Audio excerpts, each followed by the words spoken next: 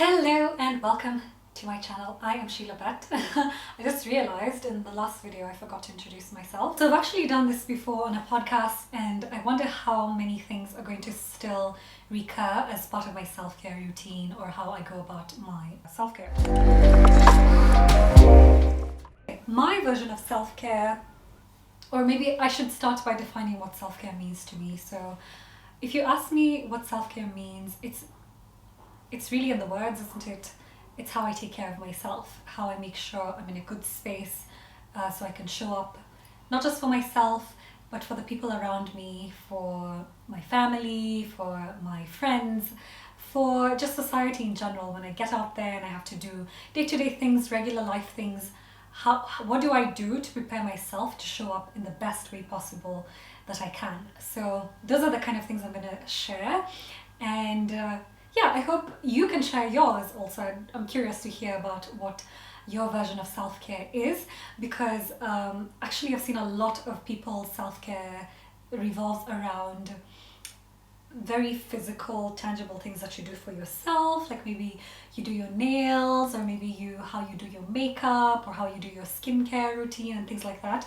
I feel like sometimes those things get combined to ideas of what self-care is. For me, self-care is something that I try my best to make time for, but I don't always manage to have time for that. There's a couple of things I do to bring myself into a grounded space where I am the best version of myself, where I feel like I can show up in the best way, like I'm prepared to face life, I guess. One of those things for me for a long time has been, or as soon as I was introduced to it, has been meditation.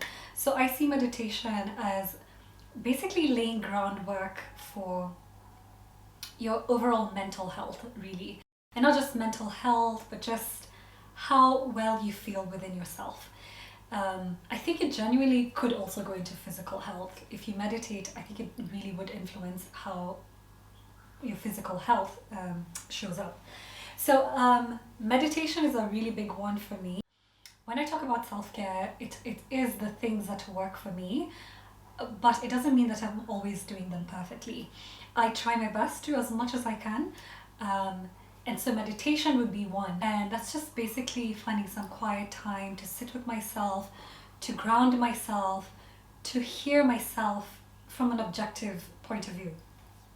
I haven't done that in a long time. When I started meditating, it was initially guided meditation because I, like many people, struggled a little bit to find that inner peace, to find that inner calm, and to just be quiet and not have thoughts running through my head. It can be 5 minutes long, just as long as you feel like you have. You can do it in the beginning of the day, I think that's ideal, but you can also do it in the middle of the day, or whenever you feel like you're losing it and you need to just ring it in and center yourself again. So meditation is still really one of the top things that I would do for self-care. My idea of self-care, and it's very personal to me, and I'm sure a lot of people share this as well. I love a good cup of tea, Kenyan style, so that's a mix of water and milk with a bit of a black tea. Not so little, I put a little bit extra because if I go to a restaurant and ask for Kenyan tea, I often will ask for an extra tea bag. But how I used to do it initially, when I had a lot more free time, which I don't really nowadays, was that I would crush cardamom in the pestle and mortar, and I would just brew my tea really slowly, and I would wake up in the morning, I'd be by myself, and I'd just have that moment of kind of quiet, of just me time, and I'd brew my tea, and that would be part of my ritual to, I think it was actually meditative. So again, I guess this is part 2 of meditation, but a good cup of tea really helps to calm me down. I know a lot of people would have coffee first thing in the morning just to jerk yourself awake, but I like how tea gets me to wake up. There's a little bit of caffeine in there, but it's very calm and slow, and it's like a gentle wake up. So for me, that really works. So a cup of tea is one of my top self-care habits.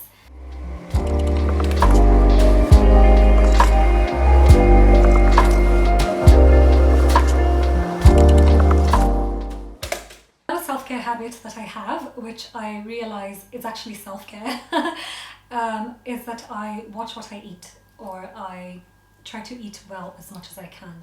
So, life can be really busy sometimes, and you find yourself taking junk food or throwing something together, like, a slice of toast with some jam or some butter or peanut butter, and just eating that. But I realized that when I eat well, and that's to mean making sure that I take, not just eating actually, let me say, drinking as much water as I possibly can, having fruits and vegetables.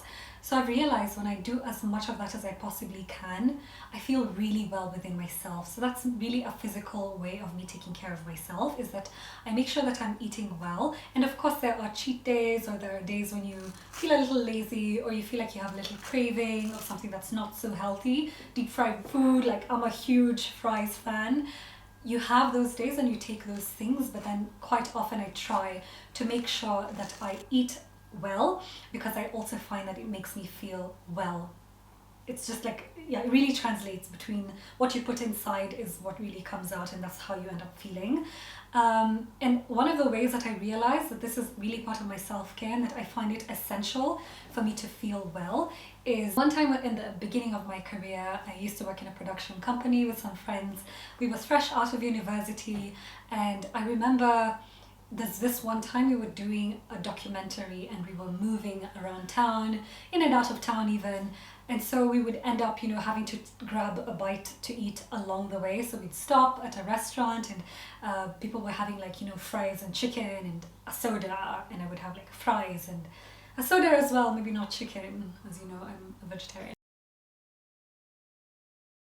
Within that week, for let's say about 4 shoot days, we were just constantly eating junk food. It was maybe the best thing you would have health-wise or nutrition-wise would be tea and bread in the morning, and then for lunch, for dinner, you end up just having fries or something, something fast. And I realized towards the end of that whole period, it wasn't really a long time, I think it was about a week, and I just realized that I felt so heavy and so moody, and I just wasn't feeling like myself. And I'm usually quite a high energy person.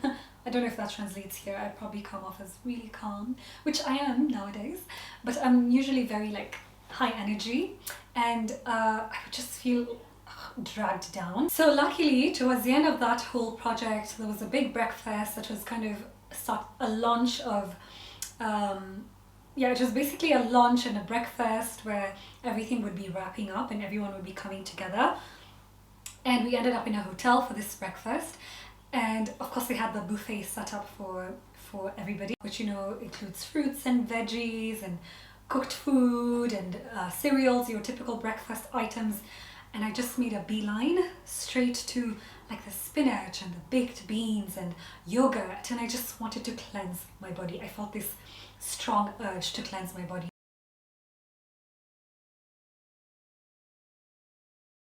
And I realized that I don't just eat healthy food because I can. I do it because I need to. I need to eat well to feel well. I need to eat well to have energy, to function at my optimum. Eating well is a massive one, and it's a must-have for me. As much as I possibly can, I try to eat healthy. Another thing I do for self-care, which I'm going to combine into two, but they're really quite similar for me in terms of what I get from them, is carving out time to read a book that I like, or a book that I've been curious to start, or to do something that kind of jogs my memory or helps with mental exercise. So for me, it's code word. I really like doing code words. I started off doing them on the newspaper, and where I used to live before now, we had the newspaper delivered to the house every single day, and one of the things I had to do every single morning was to do a code word, and I found that it helped me to jog my memory in terms of words, vocabulary, and so on. So yeah, huge for me is to read or to do something that is a bit of a mental exercise at any point in the day, ideally in the morning when I'm starting my day, but it just depends on, every day goes differently.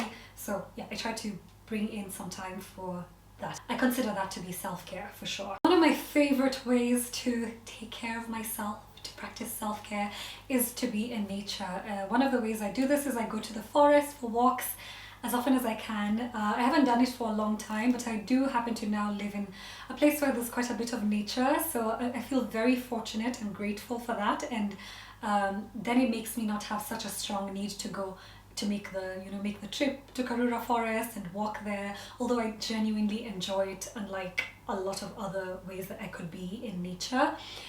So being in nature is a really big one for me because it does this magical thing where it just quiets down my mind and I feel so calm and so at peace and so happy, almost like a little kid whenever I'm in nature. So it's a really big one for me. I try to make time to be in nature as much as I possibly can, and that's going to combine with the final point, which for me is movement. So movement could mean anything from dancing to doing some yoga or doing some exercise, whether you go to the gym or you do it at home. Movement for me is something that's just really important in terms of self-care. So I try to do movement by, if I go into nature, I go walking or I go on long hikes, and that way I get the best of both worlds, where I get to move, but at the same time I'm looking around, I'm enjoying my environment, I'm exploring nature and discovering new things like a bug I've never seen before and all of that. Yeah, so I wanted to share that with you, my self-care habits and the things that make me feel well inside and out. And yeah, feel free to share yours in the comment section. I'd love to hear from you. And until next time, have a beautiful week. Bye-bye.